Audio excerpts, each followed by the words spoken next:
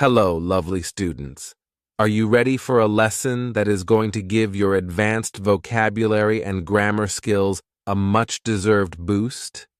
Well, today we're going to do just that. This video is long, but trust me, it's going to be worth every minute. I'm going to help you speak confidently in everyday situations, but we are pushing things to the extreme because you're going to learn how to talk about everyday scenarios at a mind-blowing C1 level. From your morning routine to ordering fast food and even navigating touchy subjects like flirting and breaking up, this lesson is going to give you the tools you need to use advanced vocabulary and grammar in real life. To a certain extent, some of these examples are a little bit dramatic. In all seriousness, my C1 students tell me that this is their favorite type of lesson. It's basically the most fun way to learn advanced English. To make sure you get the most out of this incredibly useful lesson, okay, now you know what's happening. Let's dive into your daily routine at the C1 level. Get ready to learn how to describe your day-to-day life with really impressive vocabulary and grammar. Hello, lovely students, and welcome back to Bookish English. The first thing you learn when you take your first English class is normally the daily routine, right? I wake up, I get up, I eat breakfast. And I thought, what would a daily routine look like at the C1 advanced level? I started to write this lesson just as a little experiment, and it ended up becoming so interesting that I've decided to make it into a video for you. In this lesson, I am going to give you a daily routine on steroids. And on steroids means the most extreme version, or a very extreme version. In this daily routine, I am going to give you a ton of super advanced C1 vocabulary, and we're going to cover lots and lots of C1 level grammar structures.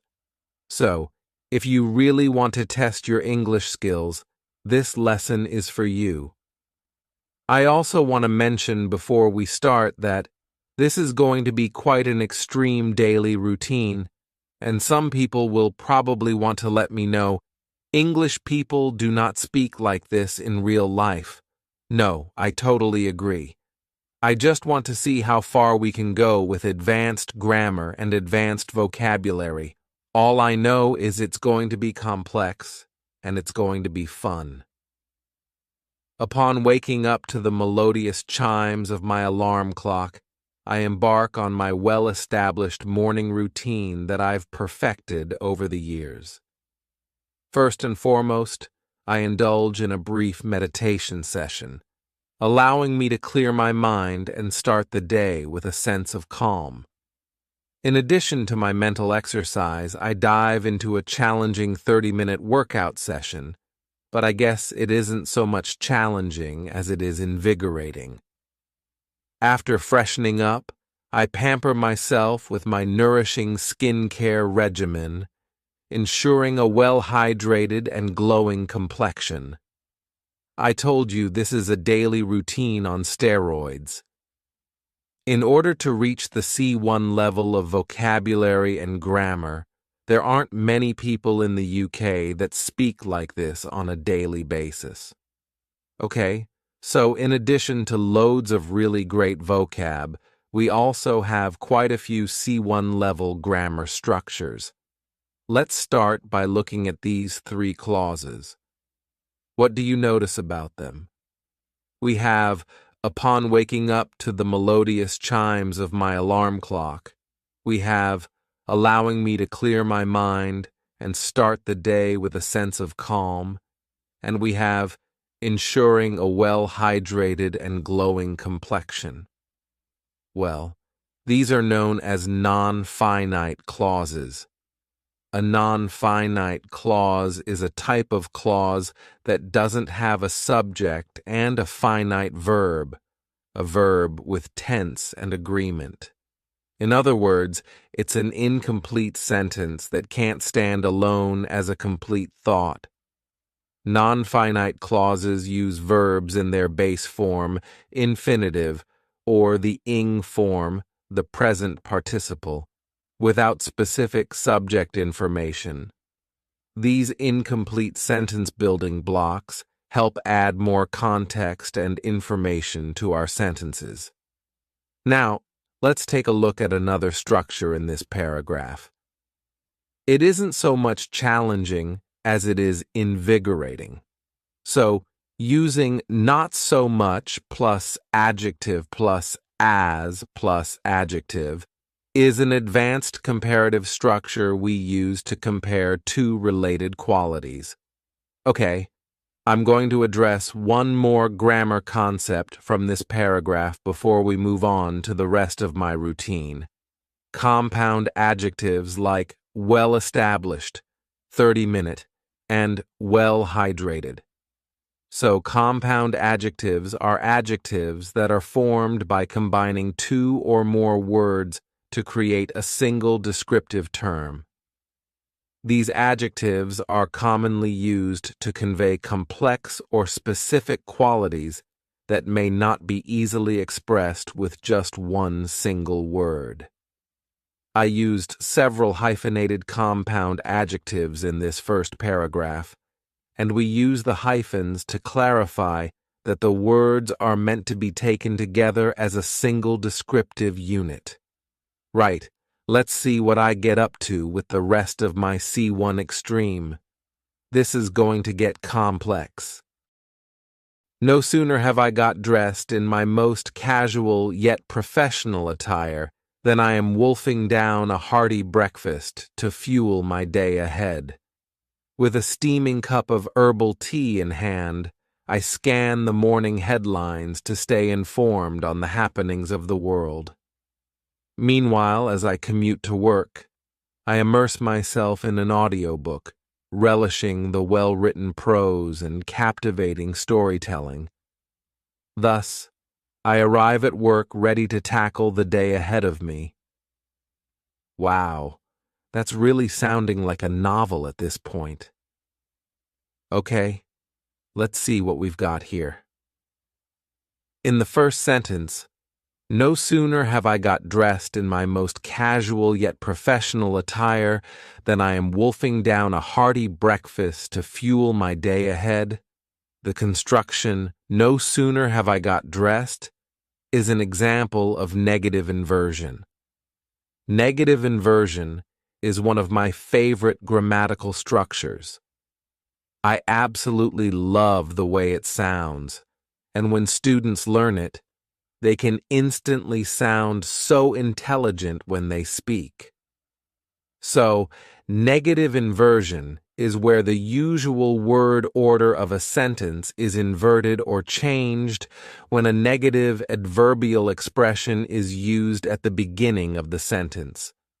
The construction is important because it adds emphasis. I'm not just saying, I have got dressed, but I'm highlighting the immediacy of the action by using no sooner. This construction often indicates that one action happens immediately after another, almost without any delay. Using negative inversion helps to add a little flair to the story instead of sticking to the same subject-verb type construction, but it should be used sparingly. If you use it too much, it will sound pretty contrived. The final two sentences featured signposts. And no, I'm not talking about these. I'm referring to language like meanwhile and thus. Using signposting language like this is giving your writing a GPS. It helps steer your audience smoothly along and keeps your thoughts organized. These little words and phrases act as the glue that holds your writing together. Think of it this way. Without these signposting cues, your writing can get all jumbled up and end up sounding like a bunch of random thoughts. Let's do a quick comprehension check.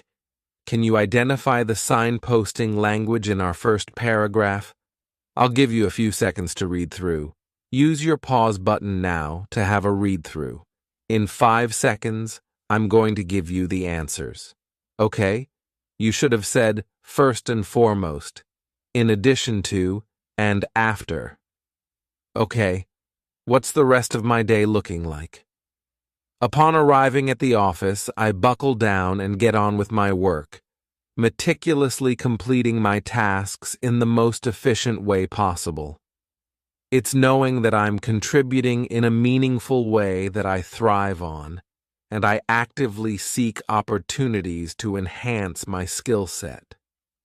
Throughout the day, I engage in productive dialogues with colleagues, synergizing ideas, and learning from their unique perspectives. All right, we have a few things to look at here. First, we have the clause, meticulously completing my tasks in the most efficient way possible. This utilizes a post-modified superlative adjective. That's quite a mouthful.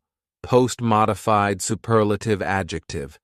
So, this is an adjective that is placed after the noun, and it modifies or adds emphasis or specific information about the noun. This construction is used to highlight the extreme quality of the noun in comparison to others of its kind. The structure of the second sentence was a bit of an odd one. It is knowing that I am contributing in a meaningful way that I thrive on, and I actively seek opportunities to enhance my skill set. We call this a cleft sentence. A cleft sentence is a grammatical construction used to emphasize a particular element in a sentence by dividing it into 2 clauses.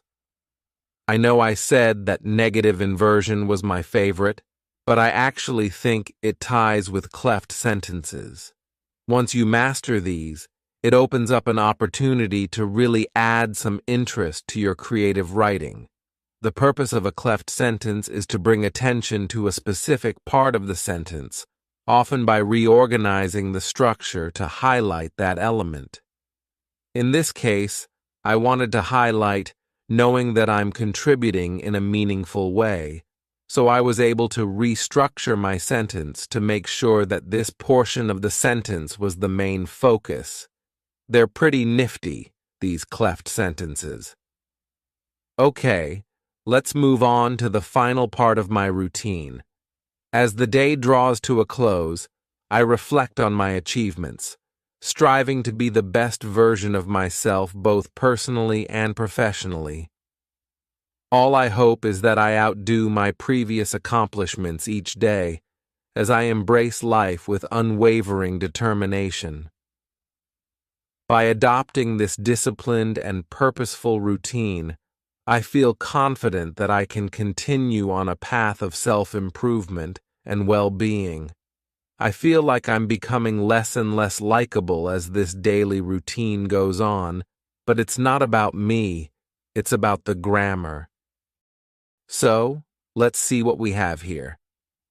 In the first sentence, as the day draws to a close, I reflect on my achievements, striving to be the best version of myself both personally and professionally. We have a few different things going on here. First, we have, as the day draws to a close, which is a subordinate clause, but by C1, you should already be familiar with them. These are clauses that can't stand on their own as individual sentences. They have to be attached to a main or independent clause.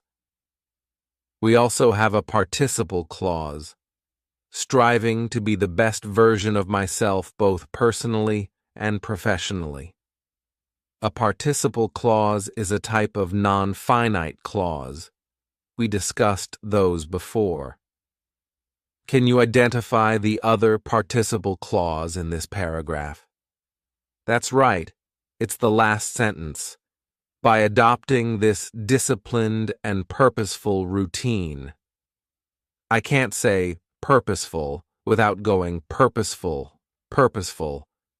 That's a very It's quite a stuffy-sounding word to me, quite old-fashioned, very purposeful.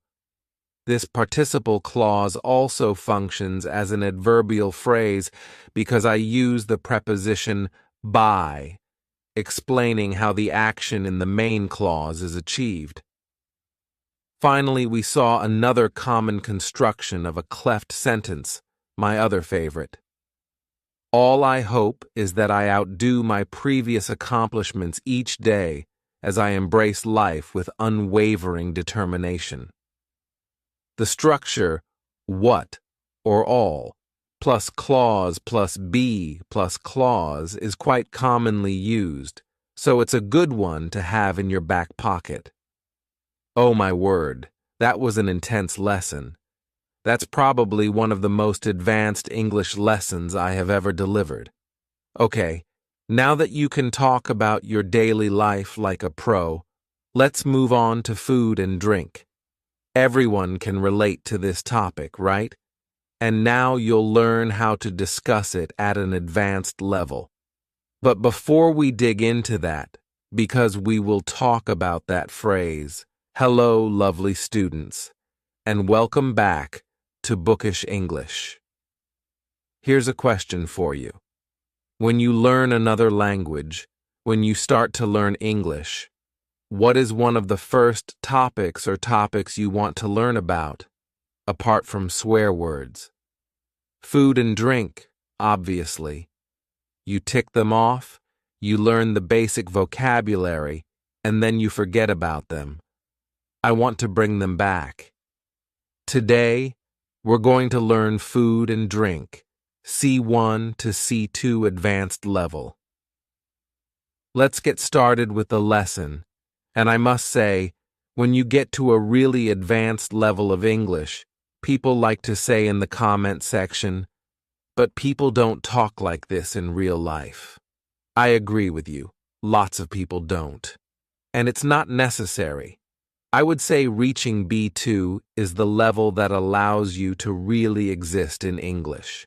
C1 is when you are completely fluent to the point where you can have very nuanced conversations. The vocabulary we'll discuss today is the kind of vocabulary you might find in a piece of creative writing, or you might use with someone who is a real foodie or cooking enthusiast. Okay. Let's start. I consider myself a bit of a foodie, but I'm definitely not a food snob. I'm just as happy tucking into a simple homemade meal as I am polishing off a Michelin-starred work of art. On a normal day, when I wake up, I force myself to gulp down a big glass of water before I indulge my caffeine addiction and brew an aromatic cup of coffee. That first swig always hits the spot. Fellow caffeine addicts, raise your hands. Sometimes I like to work up an appetite before breakfast by going for a run. Other times I can't wait, and I gobble down a steaming bowl of porridge immediately. Okay, here are some of the vocabulary I want to pick out. The first is the phrasal verb to tuck in or to tuck into, and this means to start eating enthusiastically. After hours of preparation, everyone was ready to tuck into the roast dinner. The next one, to polish off, another phrasal verb, means to finish all of something, especially food. I always imagine polishing a plate because it's so clean because you've eaten everything. I can't believe you polished off that entire pizza by yourself. And next, to gulp down, another phrasal verb. This means to drink very quickly. After a run, I often gulp down a big glass of juice, and to gulp is to swallow. It sounds the same. Gulp. The next is a verb, to brew, which means to make coffee or tea by adding hot water to the beans or the bag. The highlight of my morning is the fresh pot of coffee my husband brews every day. Sometimes we will call a cup of coffee or a cup of tea a brew. Do you fancy a brew? As a noun. Next, we had an adjective, aromatic. Aromatic. And please focus on the pronunciation here. Aroma as a noun. Aromatic. This means having a pleasant and distinctive smell. Spices like cardamom and cinnamon make curry an aromatic dish. Note that we can use it sarcastically. If I smell a dirty sock, I might say, very aromatic, meaning it stinks. Number 6. This is a noun, a swig. It means an amount of something that you drink quickly, and it can also be used as a verb, meaning to have a large, quick mouthful of a liquid or gulp of a drink. After reaching the peak of the mountain, he took a big swig from his flask of iced tea. We take a swig. You can say, to have a swig, but take is the stronger collocation. We could also say, he swigged from his flask of iced tea, slightly less common. Number 7, nice phrase here. To work up an appetite. To work up an appetite means to do something, normally strenuous, that makes you feel hungry. I was gardening all morning, and I really worked up an appetite. And the final one, a nice slang phrasal verb, to gobble down. To gobble down means to eat very quickly with lots of swallowing. It's just an emphasis here. This particle doesn't really change the meaning of the verb, a bit like with to sit and to sit down. There's no real change. We're just emphasizing the direction of the action. The food is going down. We sit down. An example. My dog always gobbles down his dinner as soon as I give it to him. That is so true. He really does gobble down. There's no better verb or phrasal verb to describe it. Okay, next part of the story. When I have time, I love nothing more than whipping up some dishes in the kitchen. When I was in Tuscany recently, I learned to make this incredibly flavorsome pasta sauce. The ingredients are so simple but fresh, and it's mouth-watering. I love cooking one-pot meals too because they're so easy, and there's minimal cleanup. Speaking of, we're very lucky to have a dog who hoovers up any stray crumbs, so our kitchen is usually pretty clean.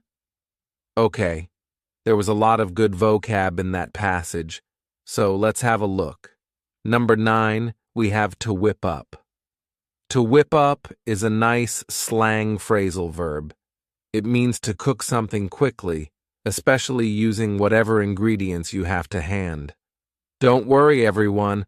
I'm going to whip up a gourmet feast of beans on toast. Beans on toast is a really typical British meal when you don't have any food in the house. We nearly always have a tin of Heinz baked beans, or actually, now with inflation, we're buying supermarket brand ones, and toast. So, beans on toast is a very common, I don't know what to make. I don't have anything. I'll make beans on toast. Next, number 10 is flavorsome. Flavorsome means delicious and full of flavor. Notice the pronunciation. 2 schwa sounds there. Flavorsome. The sauce proved incredibly flavorsome, transforming the mundane dish into a culinary masterpiece. Next, we have the adjective mouth-watering. Mouth-watering describes food that looks so good you want to eat it right then. They served up a mouth-watering dish that tasted just as good as it looked. Next, something I love to make. A one-pot meal. A one-pot meal is a meal that can be cooked in one pot, and I want to draw your attention to how I pronounced it. Instead of saying one pot, I said one pot. The beauty of a one-pot meal is that there's barely any washing up to do afterwards. And the final one for this section is crumb, usually seen in the plural because there's almost always more than one. A crumb is a very small piece of bread, cake, biscuit, or food in general that has fallen off. Get a plate! You're dropping crumbs everywhere. Next part. According to my husband Will, my best dish is a chicken recipe by Ottolenghi, one of my favorite chefs. Whenever I make it, Will practically inhales it. It's incredibly Moorish too, so we never have leftovers. What about my favorite foods? Some of you may know that I adore fruit, especially watermelon, but I also love blue cheese, especially some good Stilton. It's got quite a pungent smell, and I would say it's an acquired taste, but it's really yummy.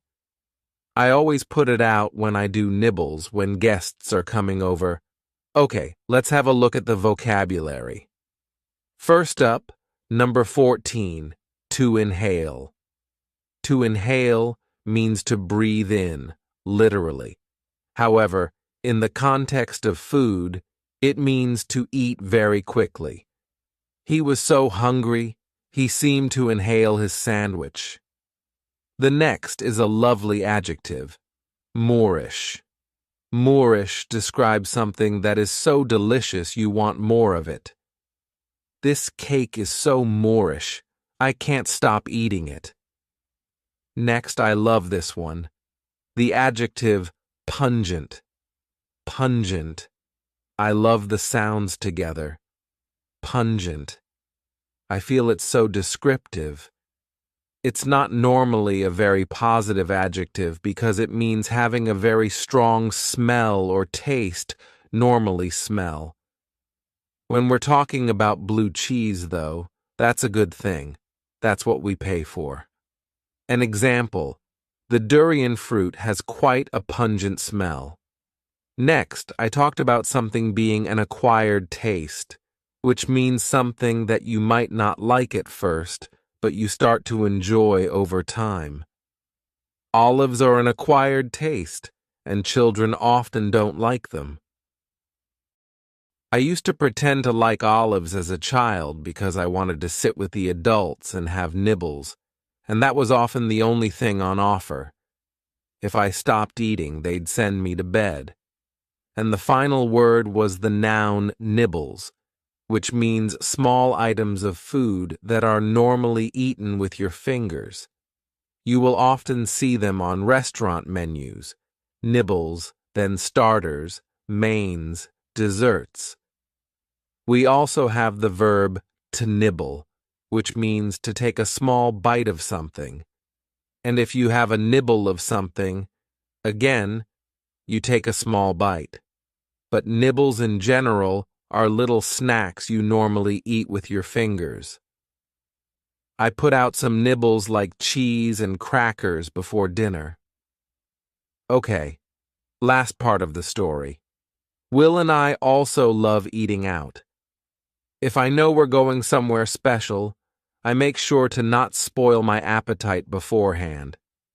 Even so, my eyes are often bigger than my stomach, and I end up with too much food. Doggy bags aren't much of a thing in the UK, but I wish they were. I always walk out of a restaurant completely stuffed.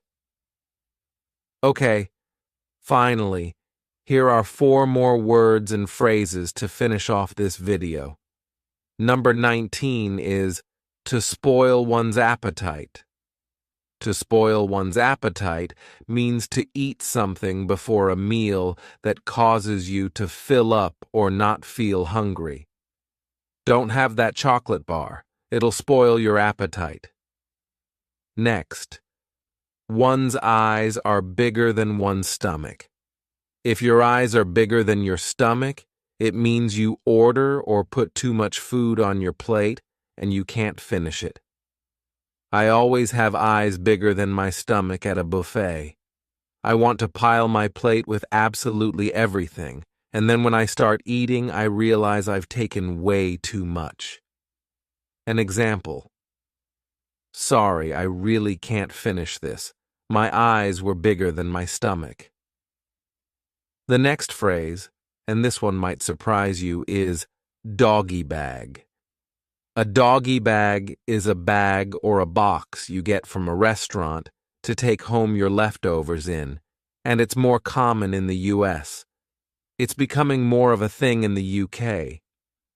When I went to the US, I was really shocked at how big their portions were, but when I mentioned it to my American friends, they said, "Don't judge us because we take almost everything home with us at the end of the meal, and we have it as leftovers in our fridge." And it made perfect sense. For me in the UK, I would say we are more inclined and often pushed by our parents to finish everything on our plate. An example. Could I have a doggy bag, please? It was delicious, just a huge portion. And the final word I want to talk about is the adjective stuffed, which means very full. I couldn't eat another bite. I'm absolutely stuffed. Okay, that's it for your C1 food and drink lesson. Now that you've got a taste for food and drink vocabulary, let's focus on a specific scenario. Ordering a coffee. If you're not a coffee person, don't worry. These skills can be applied to ordering whatever your drink of choice might be. Let's take your coffee ordering skills to the next level. Hello, lovely students, and welcome back to Bookish English. Today I decided to really push myself and push you too, and see if I could write a lesson about ordering a coffee in English at a C1 level. How advanced can we make ordering a simple cup of coffee? Oh, just watch me. It's going to get advanced. Right. Let's get started. So we all know that ordering a coffee is one of the first things you learn in English, and it can be very simple. Can I have a coffee, please? This way of ordering a coffee is absolutely fine. It's perfect, in fact. Although it probably wouldn't work in somewhere like Starbucks, where an order is more like, "Can I get a doppio half-calf skinny mocha venti to go?" You love one of those. I know I do. But that's not what we're talking about today. I want to order a normal coffee in advanced English. And I know what some people are going to say when they hear my order. People never speak like that. I agree. It's not necessary, but it's fun and it's cool. And if we can't have fun, cool English lessons, then what have we got? I think it's fun to see how far we can take it. And more importantly for you, I think it's a fun and memorable way to introduce some advanced grammatical structures and vocabulary. Are you ready? We're going to move up through the levels. Level 1. Black coffee, please. This is the simplest way to order a coffee, and it's perhaps not the most polite way to order in a coffee shop, but if you're ordering as part of a group after dinner, for example, I think it's fine. The addition of please at the end, though, is important. Let's take it up a notch. Level 2. Can I have a black coffee, please? Here, the request is formulated as a question using the modal verb can, which makes it more polite than the first one. You will often hear this said as, "Can I get a black coffee, please?" This is slightly more common in American English, but it's making its way into British English. Some people don't like the use of get here, but a lot of native speakers use it. Now, let's say this more politely. Level 3. May I please have a black coffee with a splash of milk? All right, we're getting a little bit more complex here. This is a very polite way to order a coffee using the modal verb may. You can also replace may with the modal verb could, which is a more polite way to make requests than can. You can also see that the word please has moved from the end to directly after may. This front-loading of please emphasizes the politeness of the request and sets a formal tone from the outset. We are also now asking for a splash of milk, and a splash means a small amount of liquid in this context. Okay, can I go further? Level 4. Could you kindly prepare a black coffee with a splash of milk and 2 sugars? Okay, we're getting closer to advanced level here and further from reality. Now we have the modal verb could, which I talked about in level 3, and instead of please, we can see the adverb kindly. This is another way to soften a request and make it more polite. Let's add a little more advanced language. Level 5. Would it be possible for you to brew a medium-sized black coffee with a splash of milk, 2 sugars, and a sprinkling of cinnamon on top? All right, this one is even more polite and a bit poetic as well. Would it be possible is a very polite way to form a question. We also have some more advanced vocabulary, including to brew, meaning to make a hot drink like coffee or tea, and sprinkling, which means a small amount of liquid or powder that is dropped onto a surface. Can I make it even more advanced? Level 6, and we're not even at the end yet. If it's not too much trouble, could you please craft a medium-sized black coffee enriched with a splash of organic milk and precisely 2 cubes of raw sugar while ensuring it's brewed to the optimum temperature, and then garnish it with a delicate sprinkling of cinnamon on top? We're moving into nightmare customer territory now. If it's not too much trouble is a very polite way of asking someone to do something. We often add it to the beginning of a request, often when we know the request is going to cause some extra effort. Now we're asking for the barista to craft the coffee, not just make one. Craft means to make objects in a skilled way, especially with your hands, and the coffee is to be enriched with a splash of milk. To enrich means to make the quality of something better by adding something else. Then it is to be brewed to the optimum temperature. Optimum means best possible. You might hear the synonym optimal or optimum used in American English. And then we have garnished with cinnamon. To garnish means to decorate food or drink with a small amount of food. Can this customer get any worse? Yes. The answer is yes. If you've ever worked in retail or hospitality, you know the answer is yes. Here is my coffee order in its final form. Level 7.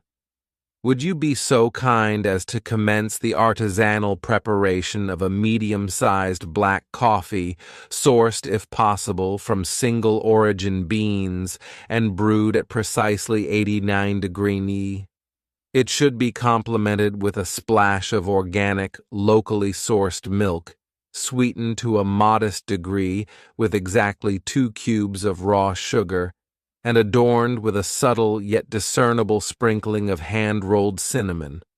Finally, if I may, I request that it be presented in a ceramic mug featuring a handle ergonomically designed for a right-handed individual. Someone is definitely going to spit in this customer's coffee. Let's look at the grammar. Would you be so kind as to is a very polite and formal way to make a request. And in the final sentence, you saw the structure, I request that it be presented. This sentence uses the subjunctive mood, which is a formal structure in English and appears after certain verbs like request. And the vocabulary. First, there is to commence, which means to begin. We had artisanal meaning prepared in a traditional way. We have complemented. This is the verb to complement with an E. It's different from the one with an I. If one thing complements with an E another, it goes well with the other thing and makes it better. We complement each other. We go well together. We make each other better. We complement each other means we give each other compliments. I like your dress. I like your hair. I like your coffee. What did you ask for? I'm going to ask for that. Little did she know. We also have adorned with.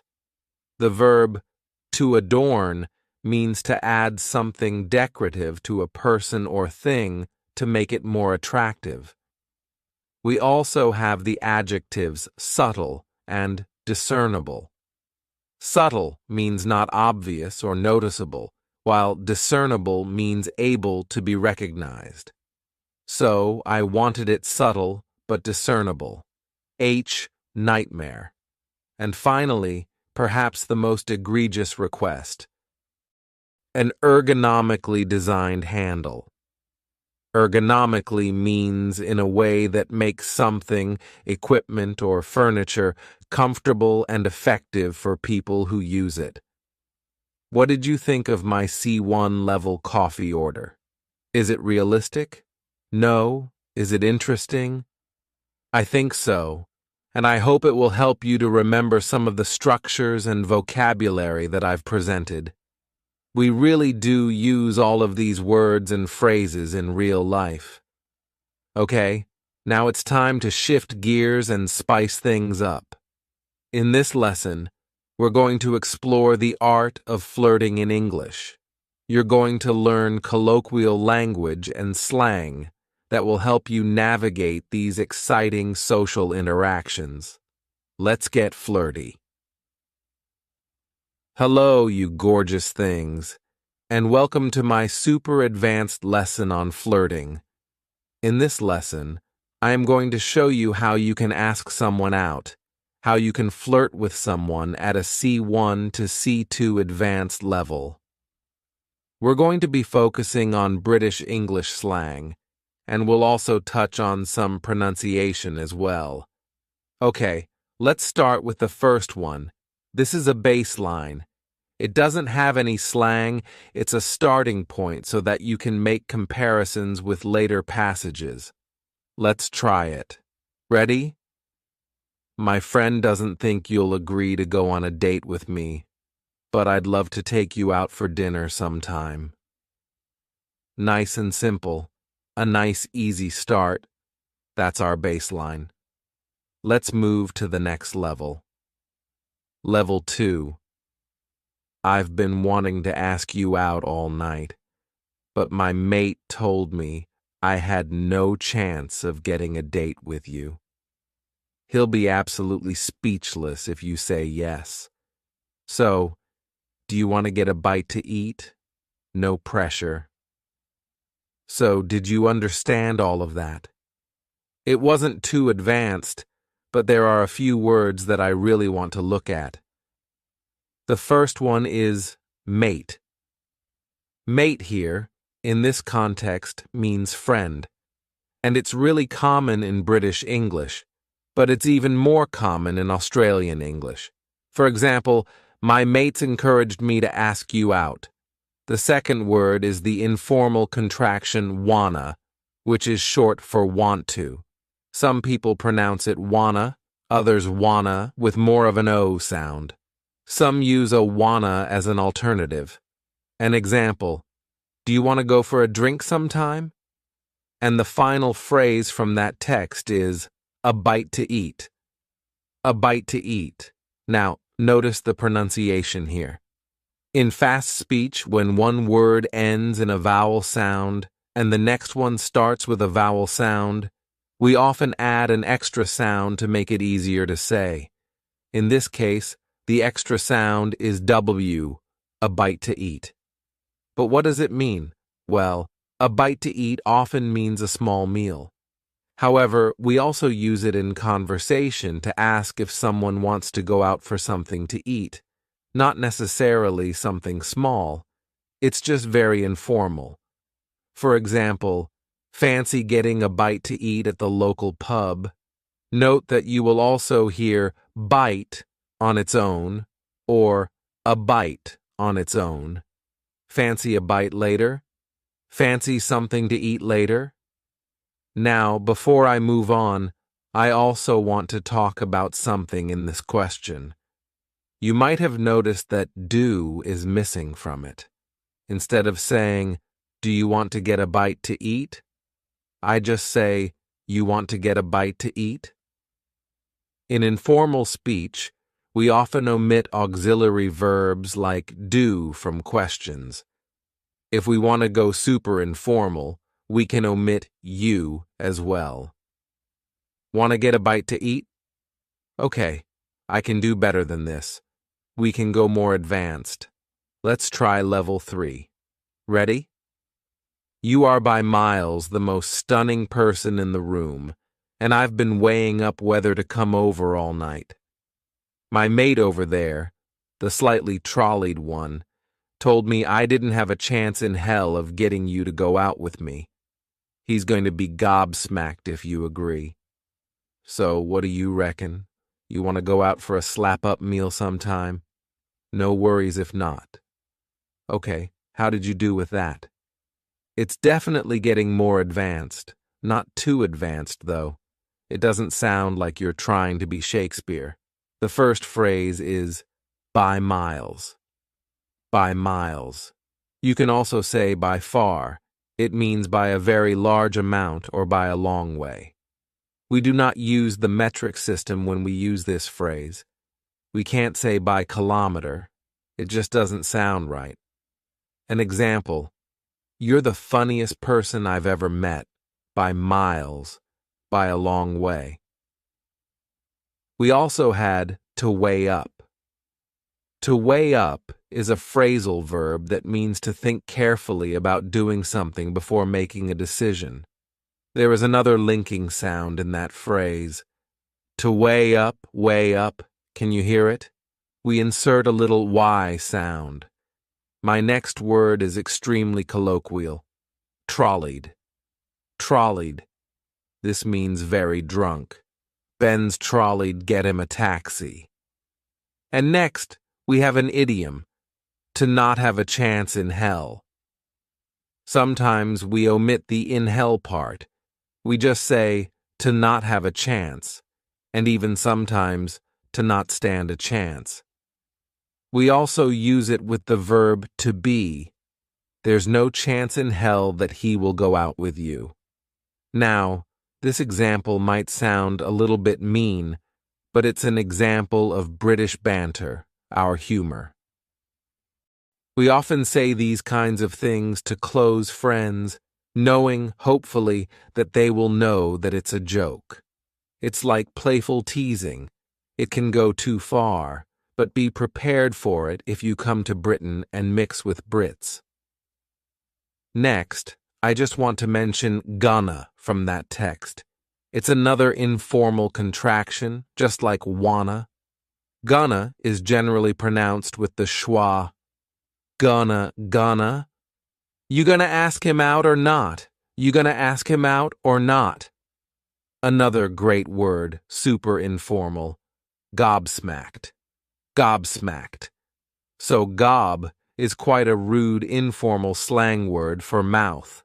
Shut your gob. If you are gobsmacked, you are so surprised that you can't speak. You smack your mouth. I'm gobsmacked. I'm absolutely gobsmacked. It's very informal.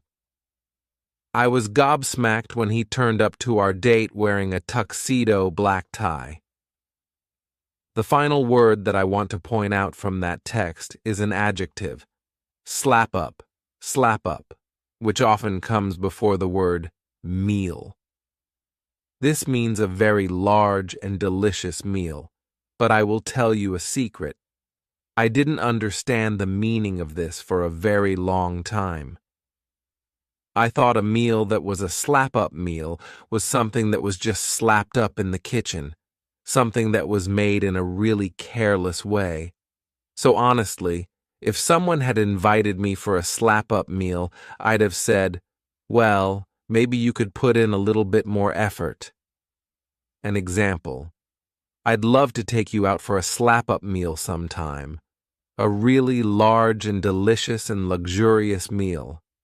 That was good, but I think we can make it even more advanced. Here is number 4, level 4, the final level. Ready? My mate, the tipsy one by the bar, is absolutely sick of me banging on about how stunning you look and told me to shut my cake hole and do something about it. Anyway, I decided nothing ventured, nothing gained, so I'm here to ask you out for dinner. He'll be floored if you say yes, maybe literally. He's more than tipsy, to be honest. And I'll be well chuffed to get a date with the fittest person in London. No stress if you don't fancy it, though. Okay, how was that one? Would you say yes to me? It was packed full of slang, so let me break some of it down for you. We have to be sick of something. If you are sick of something, you are bored of something because it's annoying, it's repetitive. You will also hear people say, I'm sick of it, I'm sick of this, I'm bored of this. An example, I'm sick of you talking about Dylan, either ask him out or stop. We also have to bang on about something. To bang on about. This means to talk for a long time about something in a way that is annoying. Ruth's been banging on about her date for hours. Did you notice that when I'm trying to be extra informal, instead of saying banging with the eing sound at the end, I said bangin', bangin'. And sometimes we do this for emphasis. It also sometimes happens when we talk quickly. I've been singing for hours, should be singing. The next word is possibly the funniest one on my list, cakehole, which is British slang for mouth. Isn't that wonderful? It's literally the hole that you put cake into. So we've had gob and cakehole. This is an incredibly rude lesson. It's not a polite word, but you will often hear it in the phrase, shut your cake hole, shut your mouth. In American English, they often say pie hole, which maybe means that Americans prefer pie over cake. Now I want to talk about the idiom nothing ventured, nothing gained. This is a proverb meaning that you have to take risks to achieve something or to get something good. If you don't take any risks, you won't get the reward. An example. Just ask Raby on a date. Nothing ventured, nothing gained. Next, let's look at the verb to floor, which means to confuse or to surprise someone so much that they don't know what to say. Very slang here. You saw this phrase in the passive voice, he'll be floored. But you can also use it in the active voice. Amelia floored me when she asked me if I wanted to dance. I didn't think she knew who I was. After that, you heard the most marvelous slang adjective. Chuffed. Chuffed, which means very happy or proud, or sometimes even satisfied in a really positive way. I was really chuffed, surprised, and happy. I was really chuffed when Tom gave me his phone number. Or, I was so chuffed with my exam result. We sometimes say, well chuffed or chuffed to bits for emphasis, using well instead of very, or incredibly is uber slang. It's not traditionally grammatically correct, but it's a common feature in many dialects. You look well nice today.